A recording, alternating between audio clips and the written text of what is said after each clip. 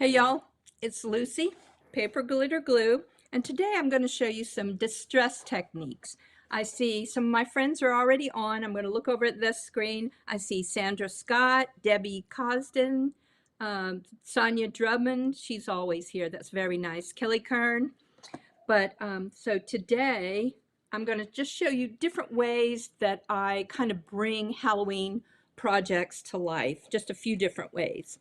And I'll kind of go over them real quickly here. One, we used spray stains, and I just like the variability in the leaves. Can you see it? Just kind of, and I sprayed some of them. I sprayed this one with a mica stain, and it's got a real shine to it. And I'll show you a little bit. I've kind of got a plan for that. We sprayed leaves. We made some twisted trees yesterday. So I'm going to show you how to paint the trees to give them dimension, kind of distressed, kind of barky look.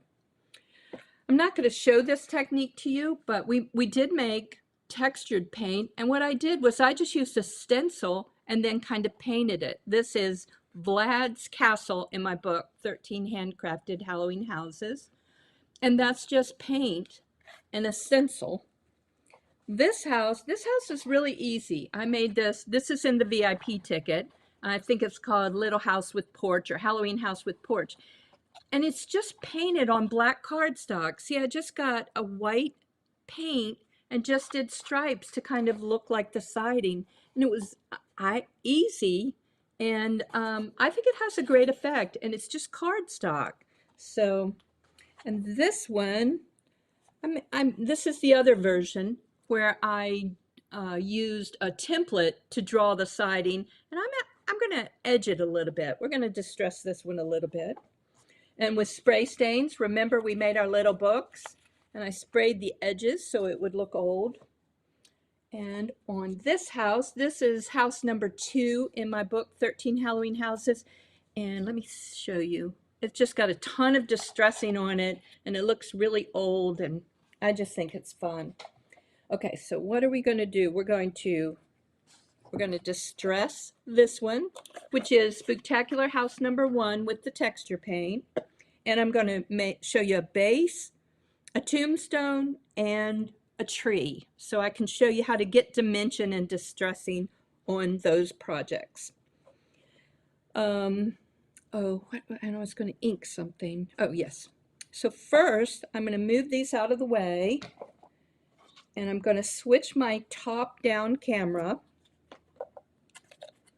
I hope. And I'm just going to spritz a little bit just to show you on the leaves. Okay, so I'm rotating my camera, and then the other thing I have to remember is to change it on the screen. So my overhead camera shows, let's see if it's there. Yes, that looks like it. Okay, so these are the leaves we did a couple of days ago where I showed you how I use spray stains. And what I'm going to try to do is get a darker stain. This one's called Vintage Photo. I've got a paper towel down, so I'm trying not to be too messy. And on the mess scale, I've been trying to give you an idea of how messy things is. I think for most people, this is probably a 2 or a 3. For me, it's probably a 4 because I'm going to get so much stuff on my hands. Let's see. I'm going to try to do it so it just does little blotches. There. That's a little more than I expected, but it looks kind of like insect holes that you see on an old leaf. So if you just use your sprayer, this is Tim Holtz Distress Spray Stain, and this one's called Vintage Photo. And just to press the plunger just a little bit. Oh, yeah. Well, now it's a very distressed leaf, and if you don't like it, get a little paper towel, kind of dab it. And there. And these stains are water soluble, so if you actually spritz some water over it, it would diffuse the spray even more. But I just wanted to show you that layers of the spray stain work really well. And honestly, just bring your leaves to life. Okay, I'm going to move the little leaves out. I think that's the end of my spraying today, which is usually my messiest thing. And now we're going to do some inking. So to do inks, I use what's called a blending tool. I always forget what it's called. This one has a rounded dome, and I think it inks a little better. And again, I like the Tim Holtz inks. Some are distress oxides, and they've got some pigment in them that makes them look really old and kind of variable, especially if you spray them with water. Got a lot of oxides. I think this is just a plain one. This one's called Black Soot, just a plain black one. So let's try that. So what I want to do is bring a little more life to the back of this house. So I'm going to ink my blending tool, get some ink on it, and then just kind of wipe it along the edge. And what it does is it gives you like an automatic shadow, and definitely ages it right off. Can you see that?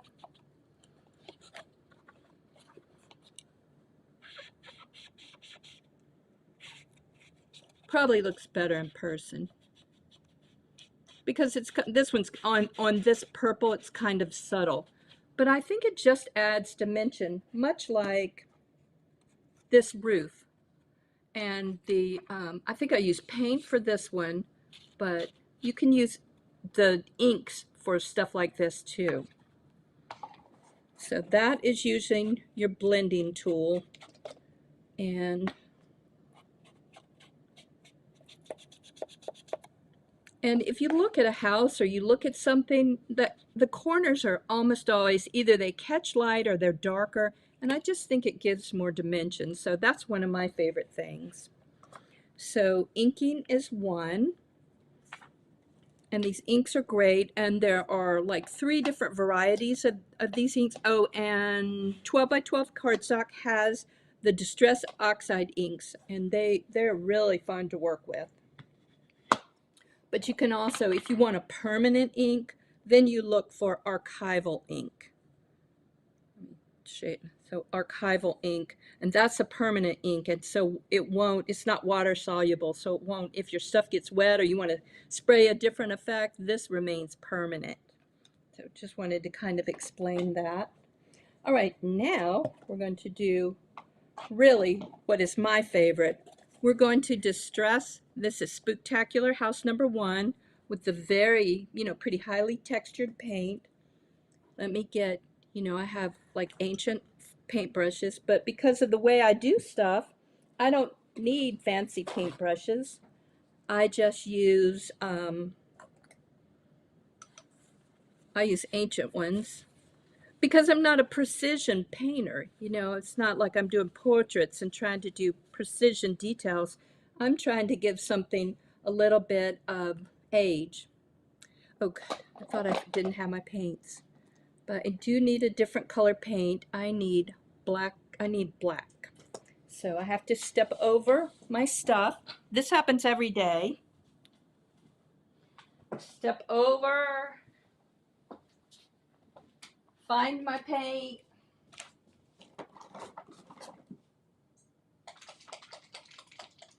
Coming back, stepping over the wires. Woo! That wasn't too bad. There we go. Try to sit down safely in my chair. Black Soot. I love this paint. And it is a deep, blacks have different, the black paints have different kinds of pigments, and some are sort of blue black, and some are, a pure black, like a carbon black.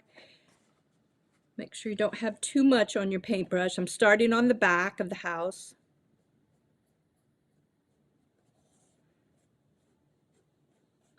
And just kind of edging it. And the nice thing about paint is when you're doing this on a painted surface and you don't like it, just cover it up with some more paint. Of course, you can do other colors too. But it just adds a nice shadow and makes your house look much older.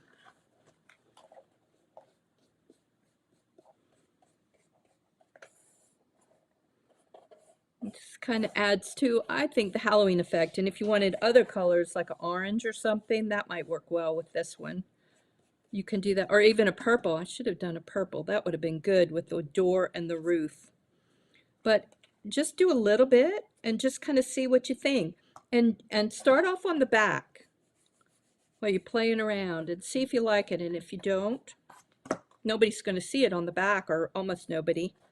So that's one.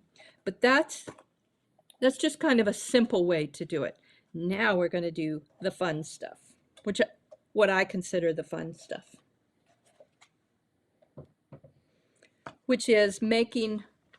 We made this base, and I put the tutorial. Oh, I know. Let's do the tombstone. This is one of the tombstone patterns, and it really benefits from shading with some paint.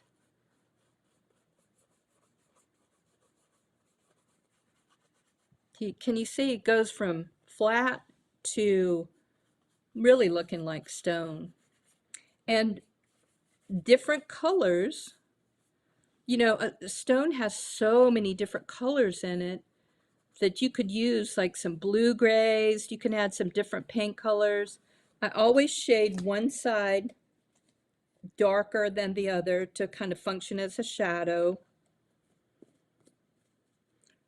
Normally it's the left side. I don't know why I started on the right side this time.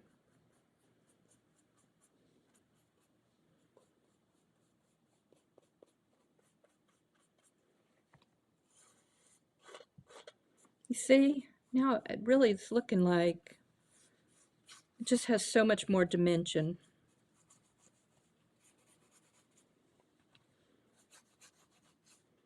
And let's try a gray. Let me switch out, get another of my scraggly brushes.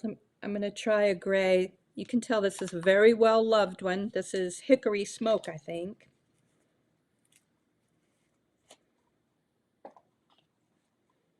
Yes, Hickory Smoke.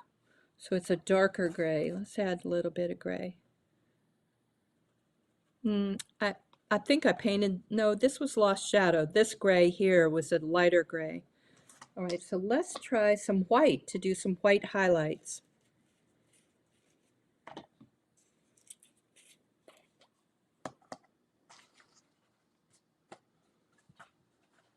Yeah, I see somebody said the paints do make a difference, but the you know, everybody gets so caught up in their cardstock, but I mean, you can paint on cardstock. I showed you that one house with the siding. So even on cardstock, just do a little inking or painting, and it starts to look like real stone. And I think it's just a little more creative and you know, fun for me. And you could use a textured cardstock. I showed you when we made the book, actually after I made the books, there was I got my leather look, not faux leather, but leather look paper from 12 by 12 cardstock, and it would work great with some distressing. See, I think it starts to look like stone. And if you know, if you wanted to write something in here, you kind of liven it up. So that's the tombstone with just a little black to edge it and some white for highlights. Next.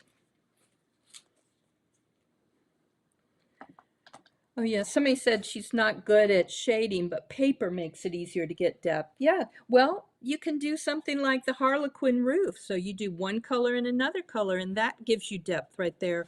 Or for your windows, instead of just gluing a flat window, you could actually glue several layers together and get some dimension that way. And again, if you ink around the edges, it shows them up better. Okay, now the base. You know I like dimensional bases. Let me grab my good one. This is the Batwing house, and you can see I must have used, I don't know, 4 or 5 different colors to get dimension on this one. And I made this base so you can see the video, the live video, or the recorded video I did a couple of days ago. That's available. So I kind of mimicked the steps to show you how to do that as well. Now let's get some color on it. Okay, what do we start with? Let's play with some black. And again, this is play. If I do it too much, I'll just wipe some off. I wrinkle the paper so I can get dimension. Let's do the back of the stairs because they're probably in shade. Kind of edging the platform so you can see where the top, where the house is supposed to go.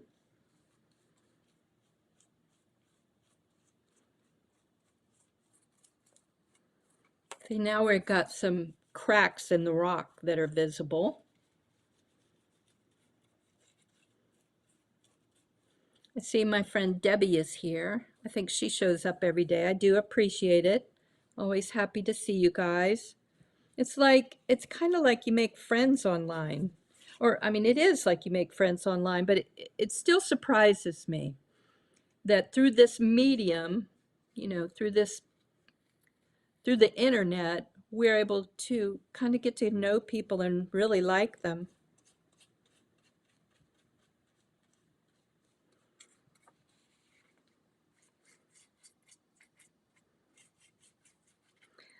I was gonna cut out a hole, but I kind of got in a hurry. So I'm going to show you how to add lights kind of a different way by sort of gluing little LED lights in place. I'm going to show you that on another day. So I actually have to make a little house that I can use for that demonstration. Okay, we've got two colors. We've got the base color gray and we've got black. Now let's try some white to get some highlights. I guess I should change brushes, huh? Another old scraggly brush. My brushes become old very quickly because of the way I use them. Okay, let's do the edge of the stone. It's a little too much.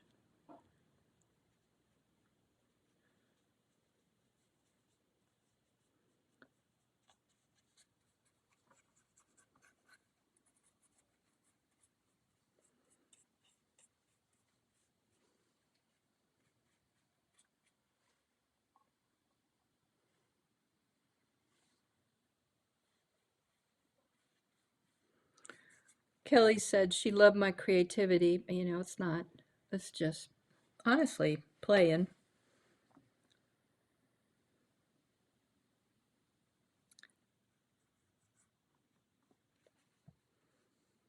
I wasn't able to be very creative for a long time because I know I've told you I worked in the pediatric ER, and it was stressful. But it actually wasn't stressful for the reasons you probably think. Taking care of kids was very, very satisfying to me. That wasn't a problem. The problem was paperwork, was, you know, the administration, and you have to sit through this meeting, and, you know, that stuff drove me crazy. And then documenting for 2 hours afterwards, after each shift. And not everybody did that, but I wasn't the fastest doctor, and I always felt bad about how long I took to do things. So I made sure my patients were completed. I basically didn't turn them over to the next ER doc.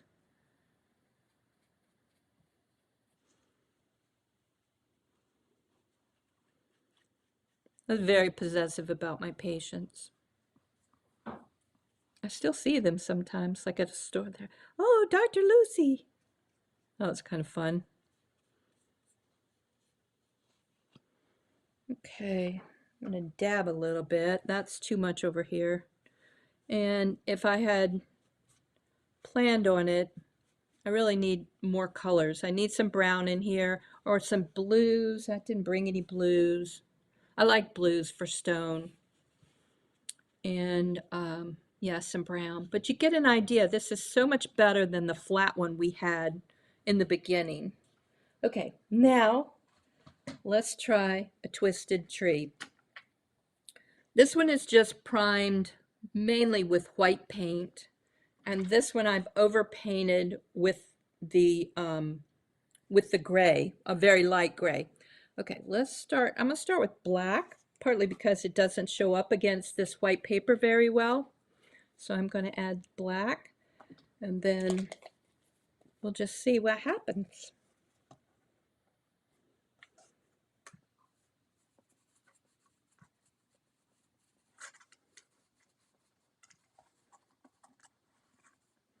I hope y'all will make some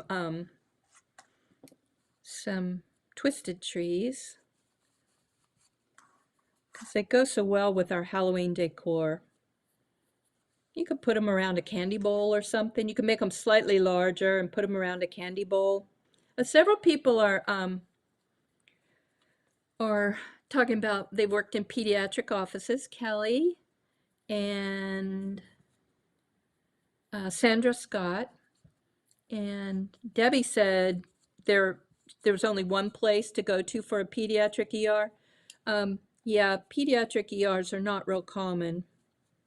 So there weren't many places for me to work. I was lucky that there was. Okay, look at that. See, doesn't that look like bark on the back? And that's just two colors. So there weren't many places I could work, but I was glad they had one in my hometown. So when I finished my studies, I could come back here and be a peds ER doc. And now I get to paint paper and glue stuff together. And it makes me very happy. After all those years, I'm very happy that I have this outlet. I think that's probably too much paint. But because the paper's wrinkled, it kind of goes on splotchy, which is what is the effect that I'm looking for.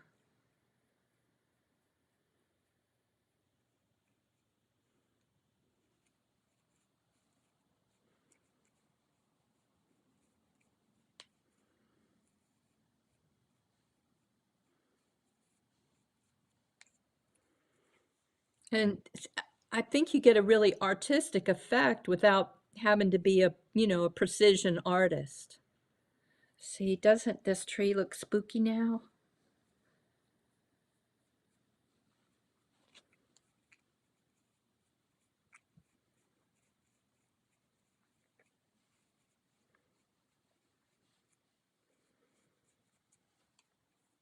And I remember I told you that these things bend. So when you put them on a base, like I'm planning on making a house where I can kind of bend the root system to go down and fit on the base. So that's my plan. Maybe bend it around a stair. See how that looks? And, obviously I wouldn't be content with it at this level of painting. I think we need more. Oh, and the other thing is I always paint from the jars. Technically, you're not supposed to do that. You're supposed to pour some out, but I just paint from my jars. Okay, let's try a little gray. Okay, let's see what happened. Too much.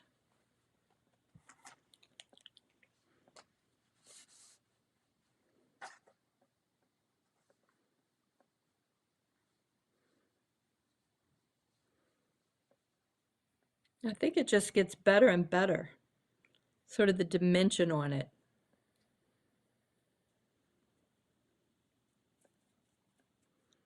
So what do you think? Yes, it does look like a spooky birch tree. You could actually, that would require a little more precision painting, but you could actually draw those kind of horizontal stripes to make it look even more like a birch tree.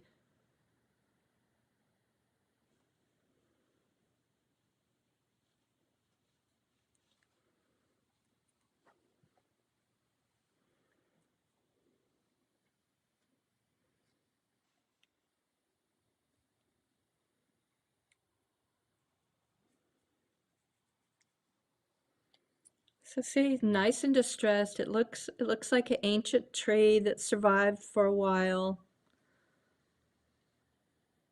and belongs in a Halloween setting. So, kind of in summary, those are the techniques I wanted to show you. It's you're adding to distress, you add dimension of some kind and accentuate it. So we had our crumpled up paper that we painted on and added some different colors to give it dimension. We did the same on the tree. Same kind of thing on our houses, on the edging. We can do it with inks, we can do it with spray stains, and we can do it with paint. And, but it all kind of, it most often it relates to having some texture there. Like on the house, it helps to have it on a corner, but you're adding dimension, and I think that's what Halloween crafts are all about. So I think that's it for today. So again, get these inks from 12 by 12 cardstock, or some paper with dimension, like the leather paper, and use these techniques with the leather paper. Okay, I think that's it. So let me see. Any questions?